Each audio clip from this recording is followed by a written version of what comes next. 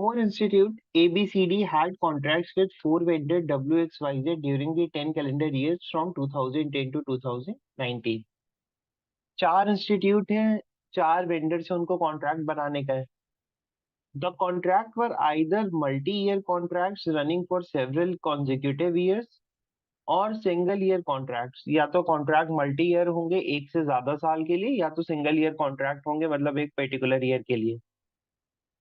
No institute had more than one contract with the same vendor. किसी भी institute का एक से ज्यादा कॉन्ट्रैक्ट नहीं होगा सेम वेंडर के साथ. However, in a calendar year, an institute may have had contract with multiple vendors. Like मान लो कि A इंस्टीट्यूट है, तो अब वो X के साथ एक से ज्यादा कॉन्ट्रैक्ट नहीं कर सकता, या W के साथ एक से ज्यादा कॉन्ट्रैक्ट नहीं कर सकता, लेकिन एक पर्टिकुलर ईयर में वो X और W दोनों के साथ कॉन्ट्रैक्ट कर सकता है, इवन Y के साथ भी कर सकता है. तो मेरे पास मल्टीपल वेंडर सेम ईयर में लेने का ऑप्शन है, लेकिन एक वेंडर को एक से ज्यादा बार लेने का ऑप्शन नहीं है. And a vendor may have had contract with multiple institute. Same way एक वेंडर का भी एक से ज्यादा इंस्टीट्यूट के साथ कॉन्ट्रैक्ट हो सकता है. It is known that over the decade, the institute each got into two contracts with two of these vendors, and each vendor got into contract with two of these institutes. अब ये चीज बढ़िया है. इसमें बोला है कि भाई over the decade, the institute each got into two contract with two of these vendors. तो हर इंस्टीट्यूट ने कितने वेंडर के साथ कॉन्ट्रैक्ट बनाए हैं? दो. तो आपको ये सोचना चाहिए कि जैसे ए इंस्टीट्यूट है तो इसने दो वेंडर के साथ कॉन्ट्रैक्ट बनाए होंगे, बी ने दो के साथ बनाए होंगे, सी ने दो के साथ बनाए होंगे और डी ने दो के साथ बनाए होंगे, किसी भी ऑर्डर में. तो मान लो मैंने बोला इसने डब्ल्यू और एक्स के साथ बनाया है, इसने डब्ल्यू और एक्स के साथ बनाया है, इसने वाई और जेड के साथ बनाया है, इसने वाई और जेड के साथ बनाया है. तब इससे होगा क्या कि भाई देखो हर एक को दो ऑप्शन मिल गए और हर वेंडर को भी कितने ऑप्शन मिल गए? दो. तो सिंपली मीन्स कि टोटल कितने कॉन्ट्रैक्ट होने चाहिए थे? चार, और इधर से कितने? चार, आठ. ठीक है, तो टोटल कितने कॉन्ट्रैक्ट बनते हैं? एक. ये ऑर्डर है नहीं, बस ये लेट कर लिया कि काउंटिंग कर लेगी कितने बन सकते थे. ठीक है. तो देखो मेरे को क्या पता करने का है कि भाई किसका किसके साथ कॉन्ट्रैक्ट था, कहाँ पे था. ठीक. तो अपने को क्या करना है, एक तरफ अपने क्या करते हैं, इंस्टीट्यूट लिख लेते हैं. मान लो मैंने लिख लिया ए बी सी और डी, और एक तरफ ईयर लिख लेते हैं. एक पर्टिकुलर टेबल बना लिया, बिकॉज मेरे को पता तो यही करना है ना इनडायरेक्टली कि कितने, किस वेंडर ने किस इंस्टीट्यूट के साथ कौन कौन से ईयर में कॉन्ट्रैक्ट बना रखा है.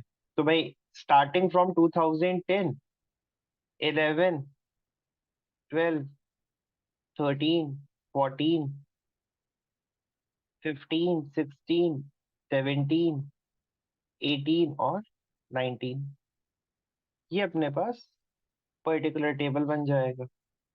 Vendor Z had at least one contract in every year. अब देखो मेरे को पता है कि भाई, मेरे को पता है बोला गया है कि भाई जेड का कॉन्ट्रैक्ट हर साल है. तो मेरे को 2010 में भी जेड का नाम देखना चाहिए, 11 में भी देखना चाहिए, 12 में भी देखना चाहिए, 13 में, 14 में, 15, 16. मेरे को जेड हर ईयर देखना चाहिए. अगला पॉइंट पढ़ते हैं. Vendor x had one or more contract in every year up to 2015. तो मेरे को एक्स यहाँ पे, यहाँ पे, यहाँ पे 2015 तक दिखना चाहिए. अब यहाँ पे चीज जरूरी क्या है? One or more contract. तो एक्स मल्टीपल टाइम भी आ सकता है, जरूरी नहीं है कि एक्स एक ही बार आए और जेड भी एक ही बार आए. एटलीस्ट वन कॉन्ट्रैक्ट का मतलब है कि भाई आ जाएगा. लेकिन मेरे को 2015 के बाद से एक्स नहीं देखना चाहिए. Vendor Y had contract in 2010 and 2019. Y का कॉन्ट्रैक्ट 2010 में है और इधर से 2019 में है. Vendor W had contract only in 2012. तो मेरे को डब्लू किधर दिख रहा है, सिर्फ 2012 में। अब देखो, अगर डब्लू के दो कॉन्ट्रैक्ट्स हैं तो मेरे को डब्लू दोनों बार किधर देखना चाहिए, 2012 में। तो मेरे को एटलीस्ट इतना तो पता है कि 2012 में डब्लू दो बार आना चाहिए। आगे पढ़ते। देयर वर 5 कॉन्ट्रैक्ट्स इन 2012, तो 2012 में मेरे को टोटल कितने नाम दिखने चाहिए, 5। अगला पॉइंट पढ़ते हैं। There were exactly 4 multi year contracts. Multi year contracts कितने थे, 4। ठीक है, तो मेरे को पता है कि टोटल 8 कॉन्ट्रैक्ट्स हैं, जिसमें मल्टी ईयर कितने हो गए, 4। तो सिंगल ईयर कॉन्ट्रैक्ट कितने होने चाहिए, 4। Institute B had a 7 year contract, तो बी में मेरे को एक 7 ईयर का कॉन्ट्रैक्ट मिलेगा, डी में 4 ईयर का कॉन्ट्रैक्ट मिलेगा। A and she had 1 3 year contract each, एक इधर मेरे को 3 साल का देने का है और एक इधर मेरे को 3 साल का देने का। अच्छी बात है। The other 4 contracts were single year contract. हाँ, तो 8 में से अगर 4 मल्टी ईयर है तो एक क्या होना चाहिए, सिंगल ईयर। आगे पढ़ते हैं। Institute C had one or more contract in 2012 but did not have any contract in 2011। C का 2011 में कोई कॉन्ट्रैक्ट नहीं था, ठीक है, लेकिन 2012 में या तो यहाँ पे एक कॉन्ट्रैक्ट होगा या एक से ज्यादा कॉन्ट्रैक्ट होगा। Institute B and D had exactly 1 contract in 2012, यहाँ पे भी एक कॉन्ट्रैक्ट होना चाहिए, यहाँ पे भी एक कॉन्ट्रैक्ट होना चाहिए। अब देखो, टोटल 5 कॉन्ट्रैक्ट है, तो या तो भाई तुम बी और डी को एक देने के बाद सी को एक, ए को दो दे दो, या सी को दो, ए को एक, सॉरी, ए को दो सी को एक दे दो, या सी को दो ए को एक दे दो, या सी को 3 दे दो, डिपेंड करेगा। Institute D did not have any contract in 2010, D का कोई भी कॉन्ट्रैक्ट नहीं था 2010 में, तो इधर क्या आ जाएगा, क्रॉस। तो एक तो यहाँ कोई नहीं है, एक यहाँ कोई नहीं है। अब मेरे को बाकी सबके लिए पता करने का है, ठीक है। पॉइंट इज कि भाई मैं पिक कैसे करूंगा कि मल्टी ईयर कॉन्ट्रैक्ट किसको मिलने चाहिए और सिंगल ईयर कॉन्ट्रैक्ट किसको मिलने चाहिए। अब एक चीज सोचो, आपको सबसे ज्यादा बार कौन आता हुआ दिख रहा है, मेरे को जेड कितने साल में दिख रहा है, 10 ईयर्स, 10 के 10 साल में दिख रहा है। एक्स मेरे को कितनी बार दिख रहा है, 3 3 6 साल। एक्स मेरे को 6 ईयर्स लगातार आता हुआ दिख रहा है। अब अगर मेरे को जेड के भी दो कॉन्ट्रैक्ट कराने के, बिकॉज हर आदमी कितनी बार आ रहा है, 2 बार, तो मेरे को सोचना चाहिए जेड के दोनों कॉन्ट्रैक्ट का सम कितना आना चाहिए था, 10। और एक्स के दोनों कॉन्ट्रैक्ट का सम कितना आना चाहिए था, 6 साल। इसमें ओवरलैप भी हो सकता है, इसमें भी ओवरलैप भी हो सकता है, लेकिन जो भी मल्टी ईयर कॉन्ट्रैक्ट है उनमें जेड तुम्हें 2 बार लेना पड़ेगा, एक्स तुम्हें 2 बार लेना पड़ेगा, और जो सिंगल ईयर कॉन्ट्रैक्ट है वो डब्ल्यू और वाई के ही होने वाले हैं। कि भाई अगर मेरे को किसी चीज को हर साल देने की है और वो एक से ज्यादा बार आ रही है, तो इसका मतलब सिंपल है कि भाई तुम्हें इनको मल्टी ईयर कॉन्ट्रैक्ट में ही देना पड़ेगा, बिकॉज अदर ऑप्शन है सिंगल ईयर, वो होना पॉसिबल नहीं है। क्योंकि अगर मैं 10 साल भी कराने की कोशिश कर रहा हूँ, तो जो मेरे पास मल्टी ईयर की टाइमिंग है वो है 3 साल, 3 साल, 4 साल और 7 साल। इनके अलावा कोई है ही नहीं कि तुम 9+1 ले लो या 5+1 ले लो, ठीक है। आगे देखते हैं। देख, इसके बाद इंटरेस्टिंग पार्ट है इसके क्वेश्चंस। अगर तुम क्वेश्चंस पढ़ लो तो शायद तुम एक दो क्वेश्चन इतने में भी टेक कर सकते हो। क्वेश्चन काफी ज्यादा डायरेक्ट और काफी मेरे को ऐसा लगा कि इस तरह के पूछे गए हैं कि आप पूरा टेबल ना भी कर पाओ फिर भी क्वेश्चन आंसर कर जाओ। In which of the following years were there 2 or more contract. अब उसने मेरे को ऑप्शन दे रखा है, जरा ऑप्शन देखते हैं। 2017, इसमें मेरे को सिर्फ जेड दिख रहा है। 2016, इसमें मेरे को सिर्फ जेड दिख रहा है। 2018, इसमें मेरे को सिर्फ जेड दिख रहा है। 2015, यहाँ पे मेरे को जेड और एक्स दोनों दिख रहे हैं। इसका मतलब है आंसर क्या होना चाहिए, 2015। सीधा सीधा काम खत्म हो गया। मैंने सीधे ऑप्शन पढ़े, ऑप्शन क्वेश्चन पढ़ा, ऑप्शन पढ़ा, और मेरे को समझ में आया कि भाई दो से ज्यादा कॉन्ट्रैक्ट किस साल में है, 2015 में। क्योंकि बाकी ऑप्शन सेटिस्फाई नहीं कर रहे। अगर बाकी किसी में निकल रहा हो तो मेरे को पता नहीं, लेकिन फिर भी एक जो बहुत स्ट्रेट फॉरवर्ड चीज है वो क्या है कि भाई तुमने ऑप्शन जिसमें दिया उनमें सही तो एक ही होगा, तो वो मैच क्या कर रहा है, सिर्फ 2015। अगला क्वेश्चन देखते हैं।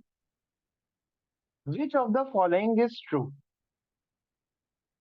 D had contract with Y in 2019। हो सकता है भाई, क्योंकि वाई का कॉन्ट्रैक्ट है। D had a contract with X in 2011। हो सकता है। B had a contract with Z in 2017। हो सकता है। B had a contract with Y in 2019। हो सकता है। अब इस क्वेश्चन पे मैं श्योर नहीं हूं। मेरे को कोई आइडिया नहीं है इस क्वेश्चन का, तो मैं इसके बाद अगले पे चलूंगा। In how many years during this period there was only one contract? अब देखो ये थोड़ा सा अच्छा पार्ट है। अब आपको देखना चाहिए एक कॉन्ट्रैक्ट किस किस साल में, 16, 17, 18। ये आंसर मैं क्यों कर सकता हूँ, क्योंकि पहले वाले में मैंने ऑप्शन हटाया था। क्वेश्चन नंबर 1 से मेरे को समझना चाहिए था कि 15, 16, 17, 18 में सिर्फ 15 में था, तो 16, 17, 18 में नहीं है। अब यहाँ पे इंटरेस्टिंग पार्ट है, क्योंकि मेरे को ये पता है कि 3 साल से ज्यादा तो आंसर नहीं है, क्योंकि क्लियरली दिख रहा था। तो मेरा आंसर या तो 2 में फंसेगा या 3 में फंसेगा।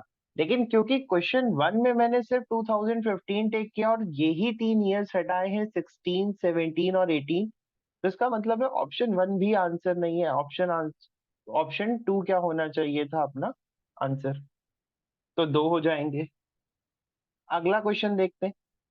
What best can be concluded about the number of contracts in 2010? कोई आइडिया नहीं है। ठीक है। मेरे को कोई आइडिया नहीं है। Exactly 3, at least 3, exactly 4, at least 4। ठीक है। कि कम से कम इतने होने चाहिए, नो आइडिया। तो मैं ये क्वेश्चन नहीं कर रहा, बिकॉज 3 दिख रहे हैं मेरे को। अब मेरे को नहीं पता कि भाई 3 से ज्यादा होंगे, कम होंगे, पता नहीं। अगला देखते। Which institute had multiple contract during the same year? कौन से इंस्टीट्यूट का मल्टीपल कॉन्ट्रैक्ट है सेम ईयर में? अब देखो यहाँ पे इंटरेस्टिंग पार्ट क्या है। तुम्हारे ऑप्शन देखो, B and C only, A only, B only, A and B only. ठीक है। इसका मतलब है डी का कभी भी मल्टी ईयर कॉन्ट्रैक्ट बनेगा ही नहीं। पहले तो मेरे को ऑप्शन से ये हिंट लेनी चाहिए थी कि भाई कभी तुम अगर दे ही नहीं रहे हो, क्योंकि उसने ये नहीं बोला विच ऑफ द फॉलोइंग। और यहाँ पे टर्म्स देखो, ओनली ओनली यूज कर रहा है, मतलब डेफिनेट आंसर ही होगा। तो मेरे को समझ में आया कि भाई अगर आप इंस्टीट्यूट की बात कर रहे हो ना, कि किस इंस्टीट्यूट का मल्टी ईयर कॉन्ट्रैक्ट होना चाहिए, तो अगर इंस्टीट्यूट का मल्टी ईयर कॉन्ट्रैक्ट की बात करूंगा मैं, तो उसमें या तो ए का नाम आएगा, या बी का नाम आएगा अकेला, या बी और सी का नाम आएगा, या ए और बी का नाम आएगा। ये 4 ही ऑप्शन है अकॉर्डिंग टू दिस क्वेश्चन। अगर मैं ऑप्शन की बात करूं तो इन्हीं इंस्टीट्यूट का मल्टीपल ईयर कॉन्ट्रैक्ट बन सकता है और किसी का नहीं बन सकता। अगला क्वेश्चन देखते हैं। Which institute and vendor had more then contract in any year? कौन से इंस्टीट्यूट और वेंडर का एक से ज्यादा कॉन्ट्रैक्ट हो सकता है? फिर से ऑप्शन पे ध्यान दो भाई। अगर तुम इंस्टीट्यूट की बात करो, क्या ए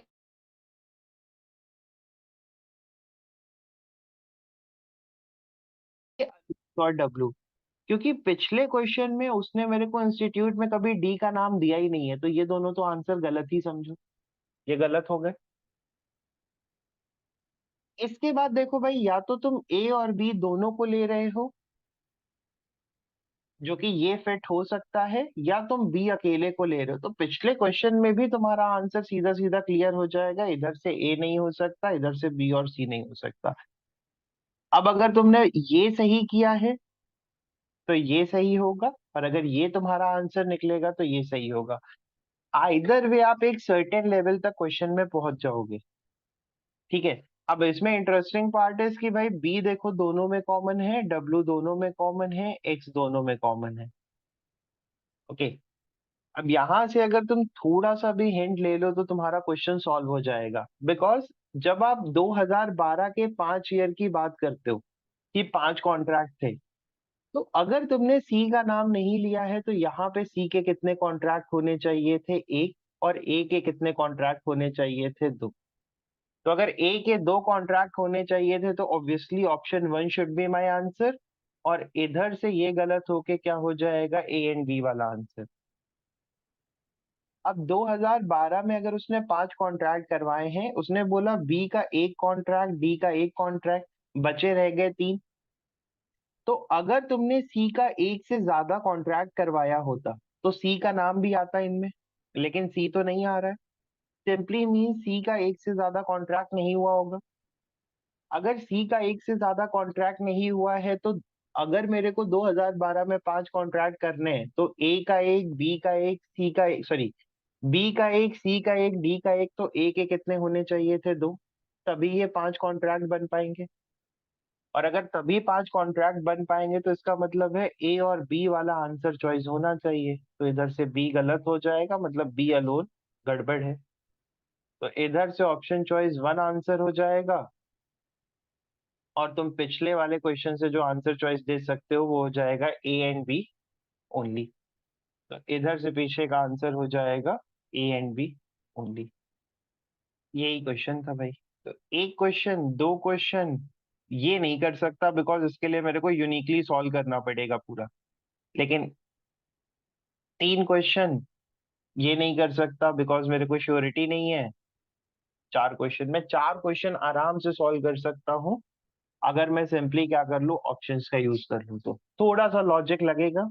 नहीं तो 2 क्वेश्चन तो मेरे को लगता है स्ट्रेट फॉरवर्ड है। एक क्वेश्चन नंबर वन, बिकॉज 2015 में मेरे को क्लियरली जेड और एक्स दिख रहे हैं, तो यहाँ से तो आंसर 2015 होना चाहिए था। इसका मतलब है 16, 17, 18 should be single year contract, नहीं तो एक से ज्यादा आंसर हो जाएगा। तो यहाँ पे एक ही कॉन्ट्रैक्ट है, यहाँ पे भी एक ही कॉन्ट्रैक्ट है, और यहाँ पे भी एक ही कॉन्ट्रैक्ट है। इनके पास ऑप्शन ही नहीं है। इससे तुम्हें क्वेश्चन नंबर 3 मिल जाएगा कि कितने साल में होना चाहिए था, क्योंकि भाई 3 से छोटा तो आंसर है नहीं। और तुम बाकी जब पूरा टेबल देखोगे तो कहीं ना कहीं तुमने दो या दो से ज्यादा लिखा ही है। तो ये 2 क्वेश्चन तो बहुत इजी है अगर मैं सिर्फ डेटा लिखता हूँ तो। और अगर मैं थोड़ा सा ऑप्शन यूज करता हूँ तो मैं 4 क्वेश्चन इजिली सॉल्व कर सकता हूँ। अब जरा इसका प्रॉपर सॉल्यूशन कंप्लीट कर लेते हैं यहाँ से। जैसे यहाँ पे है 1 और 1+। तुम्हें क्या सोचना चाहिए कि भाई मेरे को ये वाले पार्ट को ही ब्रेक करने का है। मेरे को देखने का है कि z कैसे कैसे, w कैसे कैसे। अब तुम एक चीज सिंपली सोचो। तो ये मल्टी क्वेश्चन को ब्रेक करने का सिंपल सा फंडा है ये वाले, कि आपको मल्टी ईयर कॉन्ट्रैक्ट पे ही फोकस करना पड़ेगा और आप कुछ कर ही नहीं सकते, क्योंकि भाई सिंगल ईयर कॉन्ट्रैक्ट तो एक ही बार आ रहा है। ठीक है, सिंगल ईयर तो जब भी आएगा एक ही बार आएगा। अब जरा एक चीज सोचो, जब आप इस 3 ईयर कॉन्ट्रैक्ट के बारे में बात करोगे तो जो ये मल्टी ईयर कॉन्ट्रैक्ट है ये जेड या एक्स में से ही एक लेगा और दूसरा आदमी मेरे को पता नहीं। ये 7 ईयर वाला कॉन्ट्रैक्ट मैं सिर्फ जेड को दे सकता हूँ, क्योंकि जेड ऐसा है जो 7 बार लगातार आ सकता है, क्योंकि बाकी नहीं आ रहे। ये 3 ईयर वाला कॉन्ट्रैक्ट मैं जेड या एक्स को दे सकता हूँ, और ये 4 ईयर वाला कॉन्ट्रैक्ट मैं जेड और एक्स को दे सकता हूँ। तो बाकी डब्ल्यू और वाई जो आएंगे वो सिंगल सिंगल ईयर के लिए आएंगे, जिनका मेरे को आइडिया है नहीं। अब मेरे को क्या सोचने का है, मेरे पास 2 ऑप्शन है इसको करने के। बिकॉज जेड कितने ईयर्स आ रहा है, 10। तो आपको सोचना चाहिए या तो जेड 7+4 बना के 10 बनाएगा, जिसमें एक ईयर का ओवरलैप होना चाहिए।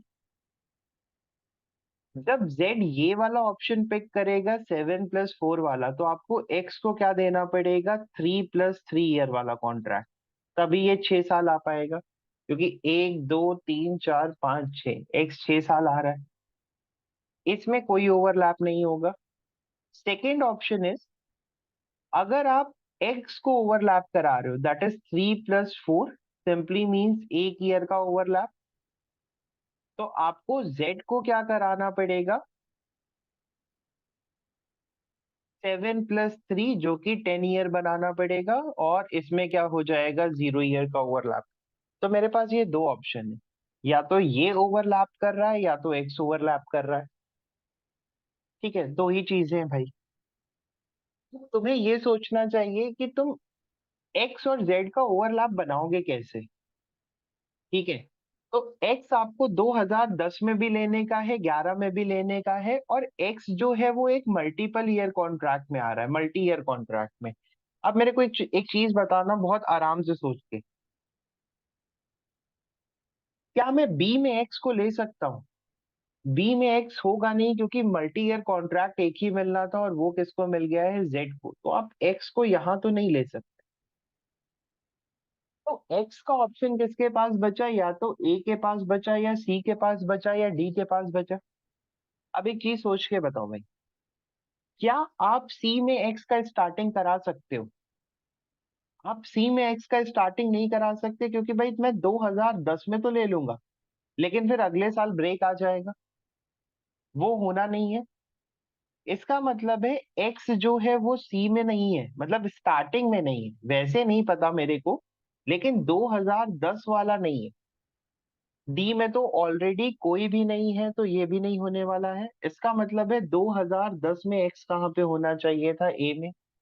अब क्योंकि ये 3 साल का कॉन्ट्रैक्ट है, तो यहाँ मेरे को क्या मिल जाएगा? एक्स। तो एक्स, एक्स और एक्स यहाँ पे तो होना ही था। ये अब छोड़ के अपने पास कोई ऑप्शन है नहीं। अब देखो जेड पे थोड़ा सा फोकस करते। जेड भी बेचारा 2010, 11, 12 में लाइन से आ रहा है। ट्रैक लेने हैं, या तो 7+4 लेना है, या 7+3 लेना है। तो जहां भी आएगा लाइन से आएगा। तो क्या मैं ये बोल सकता हूँ जो बी का जेड वाला कॉन्ट्रैक्ट था वो कुछ इस तरह से चलेगा? 3, 4, 5, 6 और 7।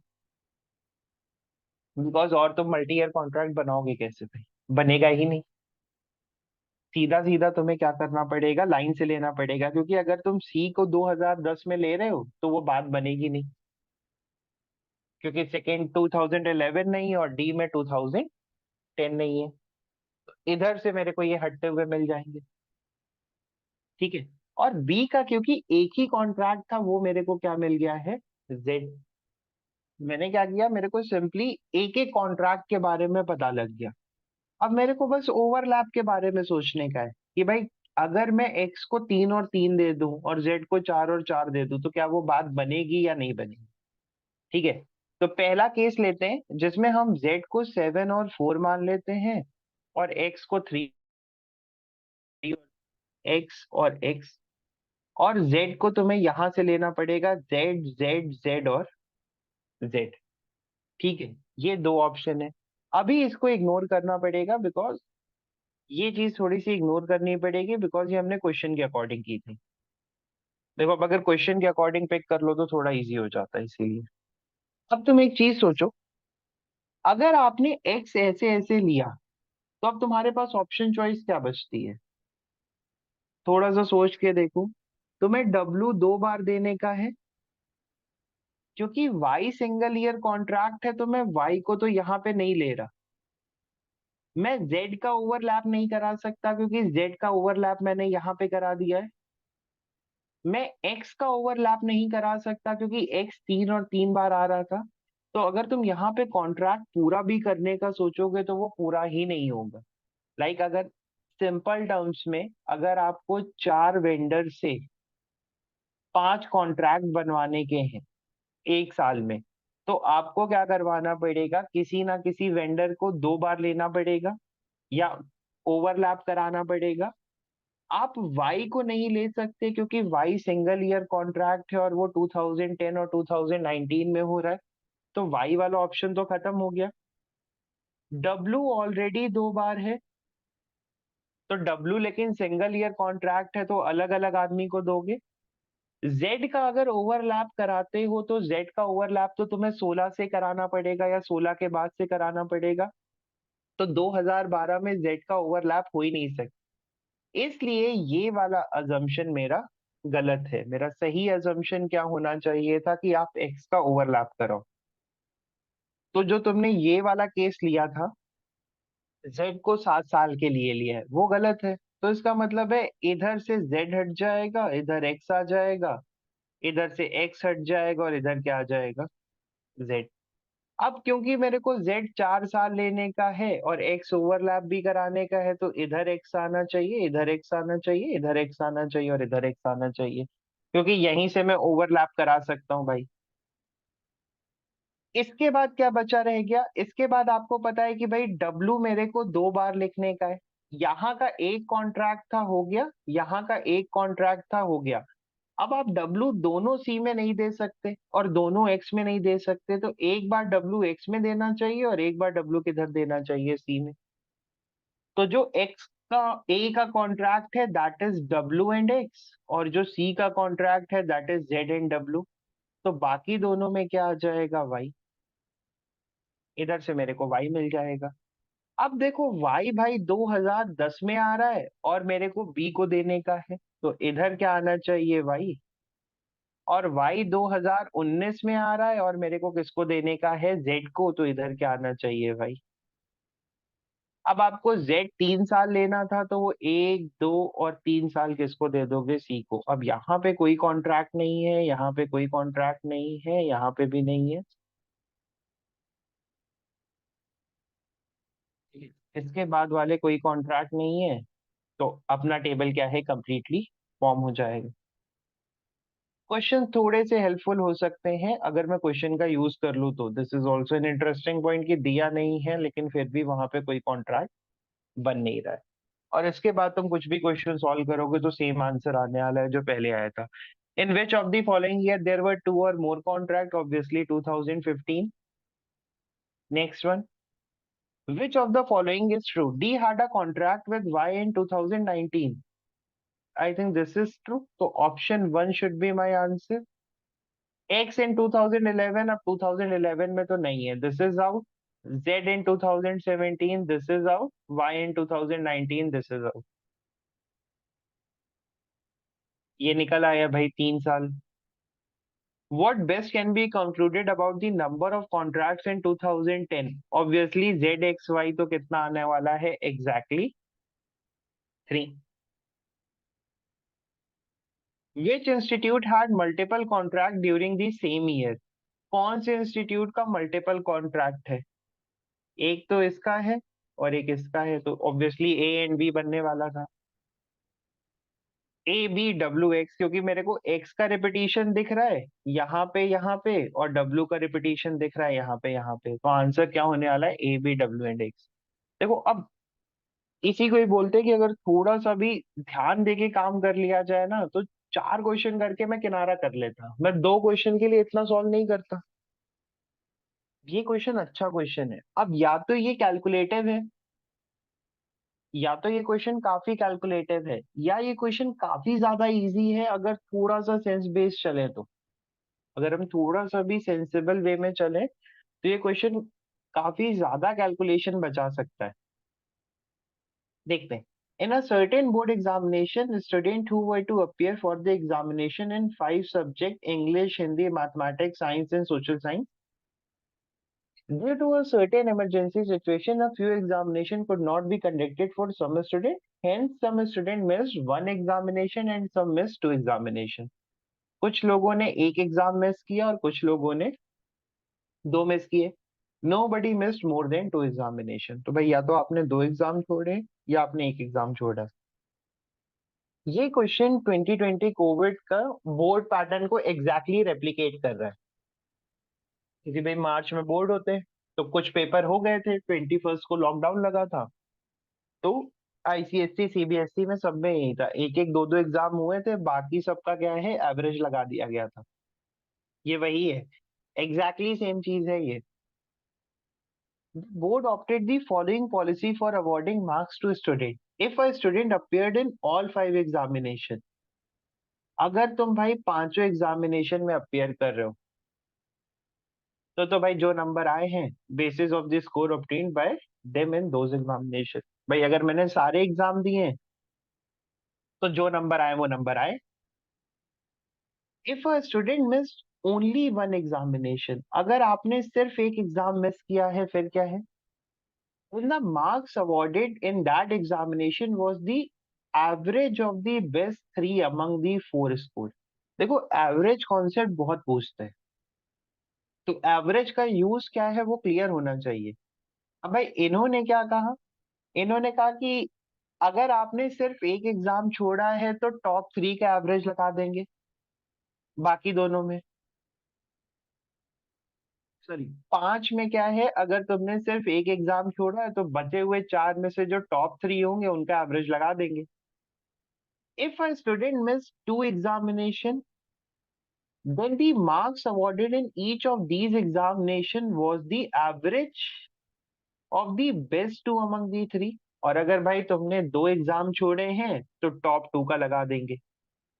इस तरह से इन्होंने क्या बोला कि भाई हम तुम्हारा एवरेज स्कोर तो लगा ही देंगे। लाइक अगर आपने एक एग्जाम छोड़ा है तो टॉप 3 का लगा देंगे, और अगर 2 छोड़ा है तो टॉप 2 का एवरेज लगा देंगे। यही करना है।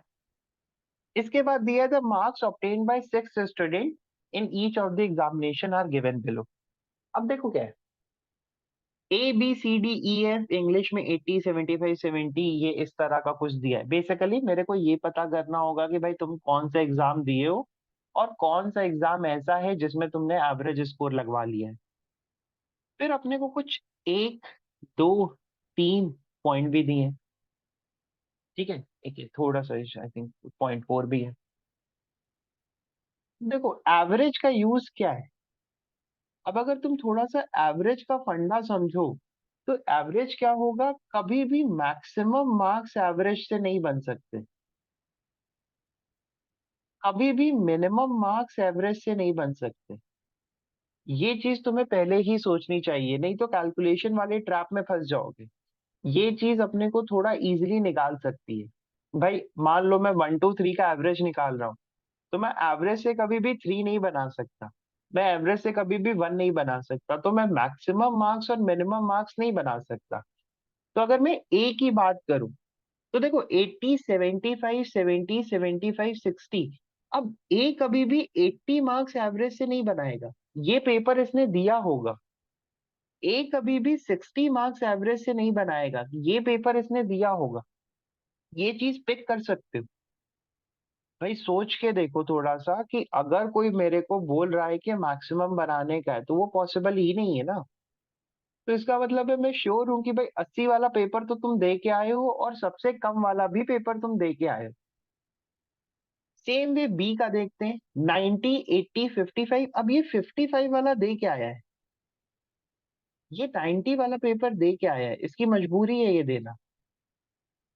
अगले पे चलते हैं, 75 80 90 100। 75 वाला दे के आए हो भाई तुम, 100 वाला दे के आए हो तुम। अगले पे चलते, 70 90 100 90 80, अरे 100 दे के आओगे, 70 दे के आओगे क्योंकि इन दोनों में मिनिमम है। ई का देखते हैं, 80 85 95 60, अब आप 55 दे के आओगे क्योंकि मिनिमम है, और 85 95 दे के आओगे क्योंकि मैक्सिमम है। अगले पे चलते हैं, 83 72 78 88। 88 वाला आप दे के आओगे, और 83 83 72 वाला आप दे के आओगे। ये तुम्हारे वो एग्जाम हो गए जो तुम्हें दे के आने ही पड़ेंगे। तो ये वाला पार्ट तुम बहुत इजीली कैलकुलेशन से बचा सकते हो कि भाई एवरेज कभी भी मैक्सिमम नहीं होगा और एवरेज कभी भी मिनिमम नहीं होगा। तो यहाँ से तुम्हारा एक पार्ट का कैलकुलेशन खत्म होता है। ठीक है, इसके बाद मेरे पास एक ऑप्शन बचता है कि भाई मैं मान लूं, लेट कर लूं, कैलकुलेशन कर लूं। लेकिन उससे पहले क्या है, मैं पॉइंट पढ़ने जाऊंगा। The four of these student appeared in each of English Hindi science and social science. English में कितने लोग अपियर हुए हैं, 4। हिंदी में कितने अपियर हुए हैं, 4। साइंस में कितने अपियर हुए हैं, 4। और सोशल साइंस में कितने अपियर हुए हैं, 4। ये अपने को गिनती दी है। अब अगर थोड़ा सा सोचा जाए तो भाई देखो आंसर मिलता है कि नहीं। अब इंग्लिश के 4 तो मेरे को सिर्फ और सिर्फ इससे पता लग गए कि यार मैक्सिमम और मिनिमम से, तो 80 वाला अपियर नहीं हुआ होगा, 83 वाला अपियर नहीं हुआ होगा। इसका मतलब है कि ये 80, अब क्योंकि एवरेज तो एक ही बार बनाओगे, तो 85 और 60 वाला अपियर हुआ होगा ना। क्योंकि अगर 80 नहीं आया है तो जहां जहां मिसिंग होगा वहां वहां तुम सिर्फ 80 लिखने वाले हो। इधर क्योंकि 83 आ गया है तो तुम यहाँ पे 78 यूज करने वाले हो, तुम्हें 83 का पता नहीं। एक मिस करोगे तो भी 83 बन सकता है, दो मिस करोगे तो भी 83 बन सकता है, क्योंकि अगर सेम नंबर एवरेज जैसा लिख रहे हो तो वो एक और दो बढ़ाने से कोई फर्क नहीं पड़ता है। लाइक मैंने बोला कि भाई 2 और 4 का एवरेज कितना आया है 3, तो अगर मैं 2 + 4 + 3 का भी एवरेज निकालूंगा तो भी कितना आएगा 3। तो अब यहाँ पे हो सकता है कि 83 वाला मिस भी हो सकता है सोशल साइंस में फोनी के लिए, और मिस नहीं भी हो सकता है। तो आई हैव नो आइडिया। ठीक है, मेरे को कोई आइडिया नहीं है भाई उस चीज का। अगले पे चलते हैं। The student who miss the mathematic examination did not miss any other examination. अब देखो भाई, मैथ में कितने लोगों ने किए हैं? आपने बोला कि the student who miss the mathematic examination, तो भाई 1 2 3 4 5 6 में से 5 लोग मैथ के लिए अपियर हुए होंगे। जिस एक ने मैथ को मिस किया है उसने रिमेनिंग एग्जाम में क्या हुआ होगा? अपियर हुआ होगा। ठीक है, जिसने मैथ को मिस किया है वो बाकी सब एग्जाम में अपियर हुआ होगा। तो अब या तो वो ए हो सकता है या तो वो सी हो सकता है, मेरे पास दो ही ऑप्शन बचे, क्योंकि बाकी तो भाई नहीं। One student who miss the Hindi examination, क्योंकि हिंदी में 4 लोग हैं तो दो ने मिस किया होगा। एक जिसने सिर्फ हिंदी मिस किया है, रिमेनिंग अटेम्प्ट किए हैं। और एक ऐसा है जिसने हिंदी मिस किया है, ऑल्सो मिस दी साइंस एग्जामिनेशन, साथ में क्या मिस किया है? साइंस। ठीक है, तो अब ये पता नहीं कौन है भाई। एक ऐसा है जिसने सिर्फ हिंदी मिस किया है, बाकी किए होंगे, और एक ऐसा है जिसने हिंदी भी मिस किया है और साथ में क्या मिस किया है? साइंस।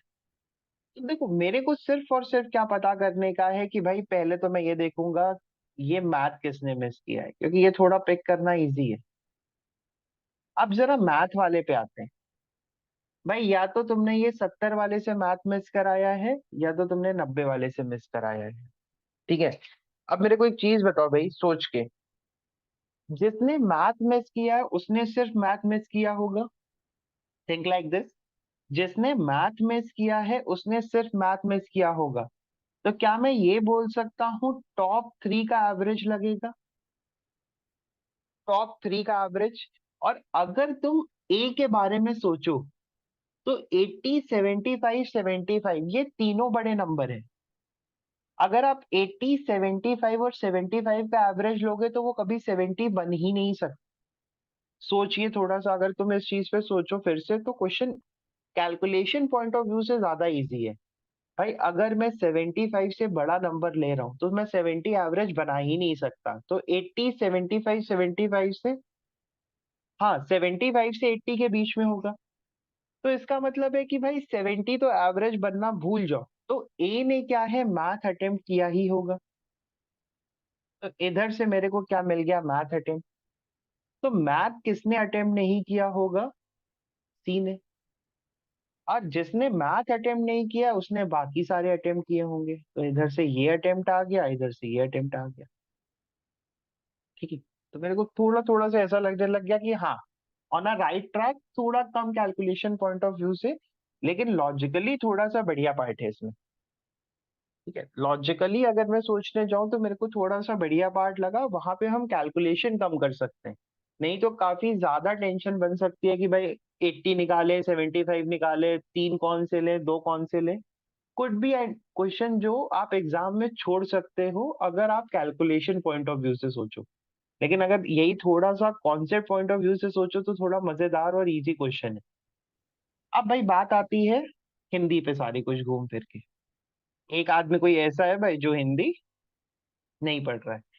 सबसे अच्छा आदमी इनमें पिक करने को कौन है? अब फिर से देखो वही है, हमेशा क्वेश्चन पढ़ लिया करो, जब तुम्हें लगे ना कि एक सर्टेन लेवल तक सॉल्व हो गया है तो हमेशा go for question. Who among the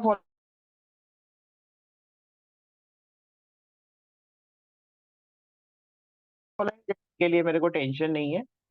पहले का आंसर क्या बन जाएगा? Going with car. अगला क्वेश्चन देखते हैं। Which student did not appear for English examination, I think ये भी काफी ज्यादा बढ़िया है, ई एंड एफ, तो ऑप्शन टू आंसर हो जाएगा। What best can be concluded about the student who did not appear for Hindi examination? जरा मैं यहाँ से एक बार क्लियर कर रहा हूँ ये सारी चीज। Who did not appear for Hindi examination? Who missed the science examination? Exactly one examination can be definite about the examination they have missed. देखो ये वाला पार्ट आई थिंक थोड़ा सा डीप डाउन दी लाइन फंसा सकता है। एक एक करके क्वेश्चन देखते हैं, थोड़ा सा हटाना बेटा। Who miss the science examination, अब एक चीज सोचो भाई, साइंस एग्जामिनेशन पे थोड़ा सा फोकस करते हैं। या तो ए ने छोड़ा है या तो बी ने छोड़ा है। अब क्या मैं कोई ऑप्शन हटा सकता हूँ? मैं कोई भी ऑप्शन नहीं हटा सकता, बिकॉज वही तीन नाम है, मेरे को कोई श्योरिटी नहीं है। लाइक थोड़ा सा कंफ्यूजन आया। क्वेश्चन नंबर 15, ये तो बनेगा ही नहीं जब तक आप कंप्लीटली सॉल्व नहीं कर रहे हो। Question number 16, for how many student, ये भी हम श्योरिटी नहीं बता सकते बिकॉज अभी मेरा टेबल मिसिंग है। ठीक है। Who did not appear for the Hindi examination, अब देखो हिंदी एग्जामिनेशन वाला थोड़ा सा मेरे को ठीक लगा क्वेश्चन। क्वेश्चन नंबर 13 पे ध्यान देते हैं। What best can be concluded about the student who did not appear for the Hindi examination? अब इसका जरा मैं पेन से ऑप्शन लिख दूं। अपने को दिया है two among A D E, फिर अपने को दिया है ए और ई, फिर अपने को दिया है ए और डी, फिर अपने को दिया है डी और ई। ये अपने पास ऑप्शंस है। ठीक है। जरा हिंदी पे ध्यान दो भाई, हिंदी कोई दो छोड़ने वाले हैं। अब ई तो डेफिनेटली अपीयर कर रहा है। देखो ये क्वेश्चन में कितना बढ़िया पार्ट होता है कई बार। ई तो डेफिनेटली अपीयर कर रहा है, तो क्या मैं यहां से ए डी ई, ए ई और डी ई हटा सकता हूँ? सोच के देखो भाई, कितना सिंपली उन्होंने फ्रेम किया क्वेश्चन, लेकिन वो अपने ऑप्शन चॉइस में फंस गए। आप बोलोगे कि भाई अगर मैं सिर्फ इतने टेबल से भी देखता हूँ तो मेरे को समझ में आया कि यार बी तो तुमने ऑप्शन में दिया ही नहीं है, तो इसका मतलब है बी डेफिनेटली हिंदी में अपीयर कर रहा होगा। लाइक पॉसिबिलिटी ही नहीं है कि तुम बना दो। ठीक है, तो चांसेस ही खत्म हो गए। तो क्वेश्चन वहां से थोड़ा थोड़ा इजी होने लग गया। ओके, और जैसे ही तुम यहाँ पे हिंदी लोगे तुम्हारे लिए आगे वाले क्वेश्चन थोड़े से खुल जाएंगे, बिकॉज थोड़ा सा हिंट मिल जाता है कि भाई देखो क्वेश्चन में ये होने वाला है। ठीक है, तो जब मैं अगले क्वेश्चन देखूंगा थोड़ा सा भी डेटा फिल करके, home is the science examination ये वो, तो मेरे लिए क्वेश्चन कंपैरेटिवली इजी हो सकता है। ठीक है, तो देखते हैं कि भाई चलो मान लो मैं ऑप्शन पिक नहीं करता, फिर मैं क्या करता? फिर मैं आता भाई कि एक आदमी ने सिर्फ हिंदी एग्जामिनेशन मिस किया और एक आदमी ने हिंदी और साइंस मिस किया। ठीक है, थोड़ा सा ध्यान देना। अगर ये चीज पिक कर लोगे ना तो बहुत फायदा मिलता है। आराम से सोच के बताओ, जो आदमी हिंदी और साइंस दोनों मिस करेगा, ये वाला आदमी जो है, क्या मैं ये बोल सकता हूँ इसके हिंदी के मार्क्स और इसके साइंस के मार्क्स सेम होने चाहिए? मिस ना भी किया हो, लेकिन जिसने मिस किया होगा क्या मैं डेफिनेटली बोल सकता हूँ कि इसके तो मार्क्स सेम होंगे ही, जिसने हिंदी और साइंस दोनों मिस किया होगा? क्योंकि भाई तुम एवरेज तो सेम फिल करोगे। देखो, ए वो आदमी हो सकता है, ए वो आदमी हो सकता है क्योंकि 75-75 है। बी वो आदमी नहीं हो सकता। बी वो आदमी हो ही नहीं सकता जिसने क्या किया होगा, हिंदी और साइंस दोनों मिस किए होंगे। या तो ये हिंदी मिस कर रहा है या कुछ और लेवल पे खेल रहा है ये, मुझे इसका नहीं पता। डी वो आदमी हो सकता है जिसने हिंदी और साइंस दोनों मिस किया होगा। ठीक है, अब ये चीज हेल्प कर सकती है अपने को पिक करने में कि भाई कौन एक मिस करेगा और कौन दोनों मिस करेगा। ठीक है, अब ए के लिए कैलकुलेशन करना टाइम वेस्ट है, क्योंकि भाई चाहे तुम मुझसे हिंदी मिस कराओ चाहे तुम साइंस मिस कराओ, एवरेज 75 ही आने वाला है। तो मेरे को टेंशन खत्म होती हुई मिली वहां से। मैं जरा बी पे फोकस करने की कोशिश करूंगा। अब देखो, अगर पहले मैं लेट करता हूँ कि भाई बी ने सिर्फ एक एग्जाम मिस किया है, अगर बी ने एक एग्जाम मिस किया है तो मेरे को टॉप 3 का एवरेज लेना चाहिए। अगर बी ने एक एग्जाम मिस किया है तो मेरे को टॉप 3 का एवरेज लेना चाहिए, जिसमें से एक तो 90 है ही। अब अगर आप 85 और 85 लेते हो तो आप कभी भी 80 एवरेज बना ही नहीं पाओगे। इसका एवरेज कभी 80 आ ही नहीं सकता, तो दिस इज आउट। इसका मतलब है बी ने कभी भी 85 80 वाला एग्जाम मिस किया ही नहीं होगा। क्योंकि अगर मैंने 80 एवरेज बनाने का है मेरे को, तो मेरे को टॉप 3 ही लेना पड़ेगा। मैं अगर टॉप 2 लेता हूं तो मेरे को 2 नंबर रिपीट करने पड़ेंगे, which is actually not possible. तो बी ने भाई कौन सा एग्जाम मिस किया होगा? बी ने कौन सा एग्जाम डेफिनेटली अटेम्प्ट किया होगा? 80 वाला। क्योंकि भाई 80 एवरेज में बना ही नहीं सकता। तो बी ने हिंदी डेफिनेटली अटेम्प्ट किया है। ठीक है। तो बी ने हिंदी अटेम्प्ट करने का मतलब है, मेरा क्वेश्चन थोड़ा सा इंटरेस्टिंग पॉइंट ऑफ व्यू पे चला गया कि भाई ए ने हिंदी मिस किया है, डी ने हिंदी मिस किया है। अब इनमें से एक ऐसा है जो बाकी एग्जाम अटेम्प्ट करेगा और एक ऐसा है जो सिर्फ साइंस मिस करेगा। इसका मतलब है डी ने सोशल साइंस भी डेफिनेटली अटेम्प्ट किया होगा। क्योंकि भाई एक हिंदी वाला ऑल अटेम्प्ट करेगा, अब वो कोई भी ले लो, और एक हिंदी वाला सिर्फ साइंस मिस करेगा, तो वो भी कोई भी ले लो, तो तुम्हें इसको क्या कराना पड़ेगा? डीप को सोशल साइंस करवाना ही पड़ेगा। सोशल साइंस 4 लोग अटेम्प्ट कर रहे थे, तो मेरे को एक क्रॉस इधर देना ही पड़ेगा। This is out. अब बचा रह गया साइंस। साइंस कितने लोग अटेम्प्ट कर रहे हैं? 4। या तो ये आदमी साइंस मिस कर रहा है, या तो ये आदमी साइंस मिस कर रहा है, बिकॉज मेरे पास एक ही नाम बचा रह गया है।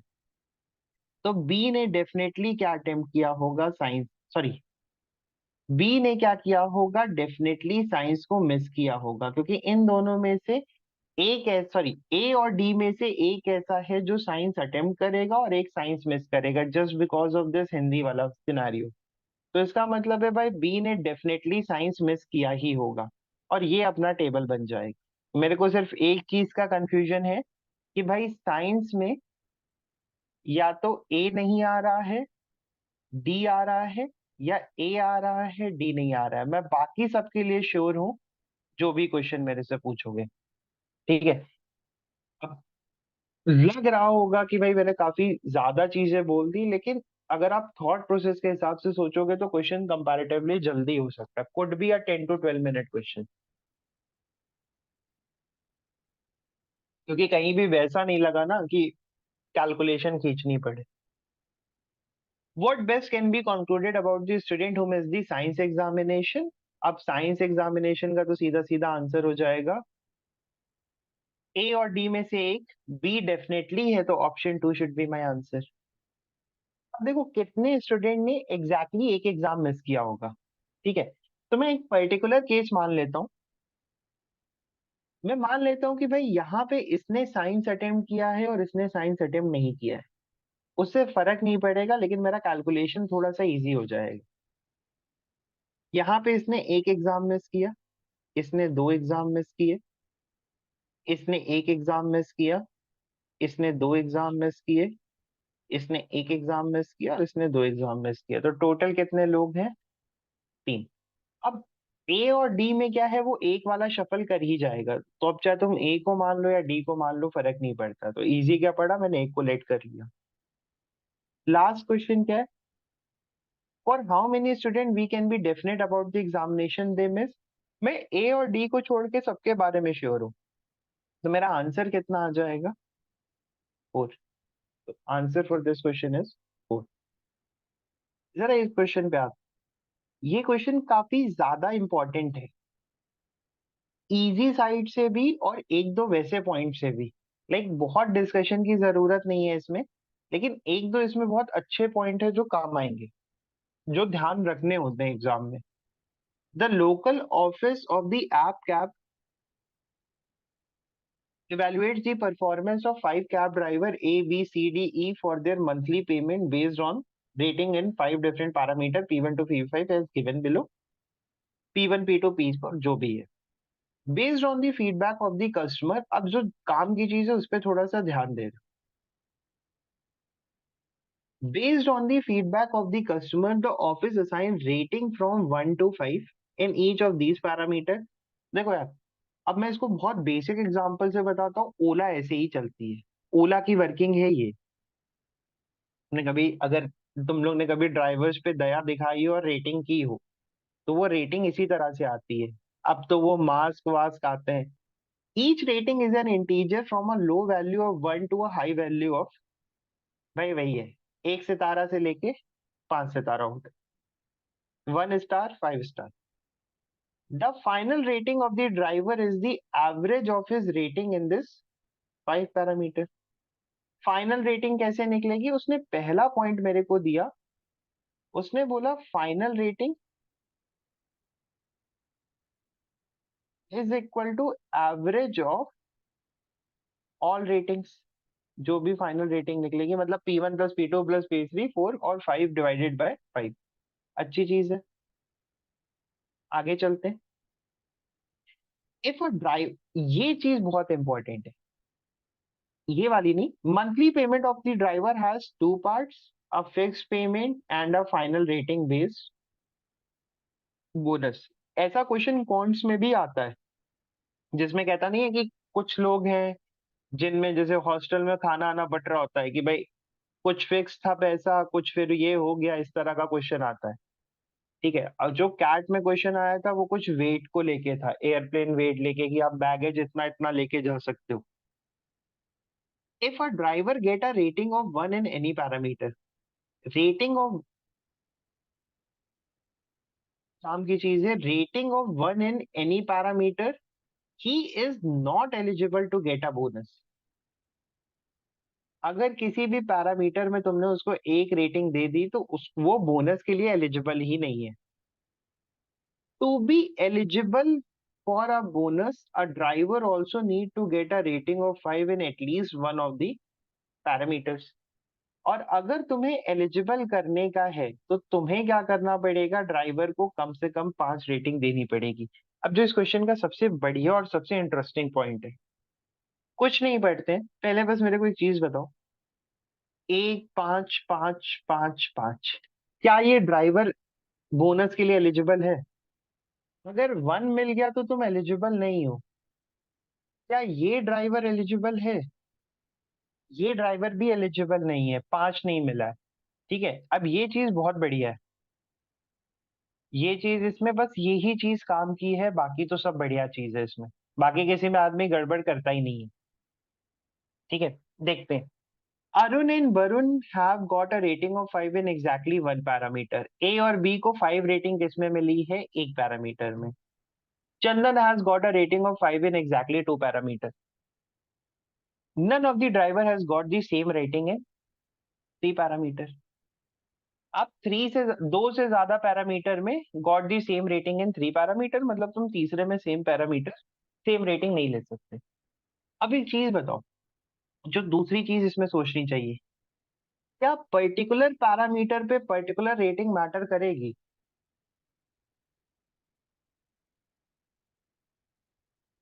अगला सवाल मेरे को सोचना चाहिए, क्या पर्टिकुलर पैरामीटर पे पर्टिकुलर रेटिंग मैटर करेगी? थोड़ा सा अपने आप को बैक करने की कोशिश करूंगा, क्योंकि अगर उसको पूछनी होती ना तो वो पॉइंट में मेंशन कर देता, वो इतने खराब नहीं है। If Damodaran does not get a bonus, what is maximum possible value of his final rating? If Imam get a bonus, if Imam get a bonus, what is the minimum value? If all the driver, what is the minimum? बात ही नहीं कर रहा, उसको मतलब ही नहीं है। ठीक है, तो जब उसको मतलब नहीं है तो मैं क्या कर सकता हूँ? Arun and Varun got rating 5 in exactly one of the parameter, तो मैं यहाँ पे 5 लिख रहा हूँ भाई, यहाँ पे 5 लिख रहा हूँ। Chandan got a rating of 5 in exactly 2 parameter, Chandan को 5 कितना मिला है? 2 बार। किसी भी में भी किसी भी ड्राइवर को मेरे को सेम रेटिंग नहीं देनी है, मतलब अब मेरे को ध्यान रखना है, यहाँ पे 5 नहीं आना चाहिए, यहाँ पे 5 नहीं आना चाहिए, यहाँ पे 5 नहीं आना चाहिए। बस इतना ही क्वेश्चन है। ठीक है, तो क्वेश्चन हमसे पूछा है, इफ इमाम gate a bonus, what is the minimum possible value of his final rating? अब देखो, इमाम के भाई के पास क्या है? एक तो दो है, पहले इसको मुझे एलिजिबल कराने का है, ठीक है। इसको बोनस देने के लिए मेरे को भाई को क्या देना पड़ेगा, एक 5। अब अगर तुमने यहाँ पे गलती करके एक दे दिया ना, तो क्वेश्चन वहां से गलत होने लग जाएगा। अब मुझे एक नहीं देने का है, मुझे क्या ट्राई करना है कि भाई मेरे को बोनस दिलवाना था, मैंने दिलवा दिया। मेरे को इसका टोटल क्या करने का है, मिनिमम। तो मैं को बोलूंगा कि भाई एक बार 2 ले रहे हो तो एक बार और 2 ले लो। अब तुम 2 और नहीं ले सकते, तो एक बार 3 ले लो और एक बार और 3 ले लो।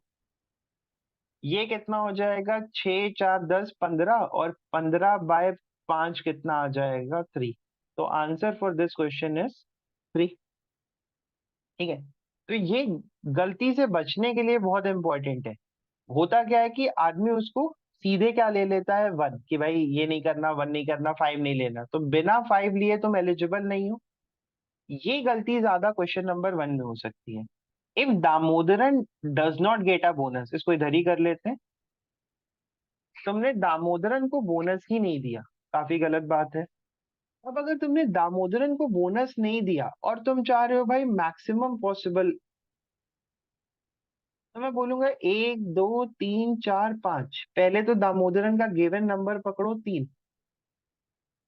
देखो, अगर तुमने Damodaran does not gate a bonus, what is the maximum possible, इसका मतलब है भाई तुम इसको 5 दो, 5 दो, और कहीं किनारे एक चिपका दो, और एक बार 4 दे दो। या तो आप इस तरह से बना लो, क्योंकि आप 2 से ज्यादा बार रिपीट नहीं कर सकते। ठीक है। ये कितना हो जाएगा, 15 18। 18 डिवाइडेड बाय 5 इज 3.6। दूसरा ऑप्शन आप ऐसे स्क्रॉल कर सकते थे, आपने कहा 3 देते हैं, 3 देते हैं, 4 देते हैं, 4 देते हैं, 2 देते हैं, क्योंकि बिना 1 दिए अगर देना चाह रहे हो तो 5 भी नहीं देना चाहिए, क्योंकि फिर एलिजिबल नहीं रहेगा। तो ये कितना हो जाएगा, 16। 16 डिवाइडेड बाय 5 इज 3.2। तो करेक्ट आंसर शुड बी 3.6। अब देखो यहाँ पे जरा लॉजिक समझना क्या है। आप जब नंबर कंपेयर करोगे ना, तो 5 दे के मैक्सिमम करना इजी है। 4 दे के मैक्सिमम करना थोड़ा क्या हो जाएगा ना, कि मैं 5 दे के थोड़ा सा श्योर हो जाऊंगा कि मैं बड़ा नंबर ले रहा हूँ। अगर ऐसे सोचा जाए तो देखो, 3 3 कैंसिल्स आउट, 4 4 कैंसिल्स आउट। 1 और 2 में यहाँ पे मैंने +1 किया, लेकिन इधर -2 किया, इधर -1 किया, तो इवेंचुअली मैंने 2 नंबर कम कर दिए।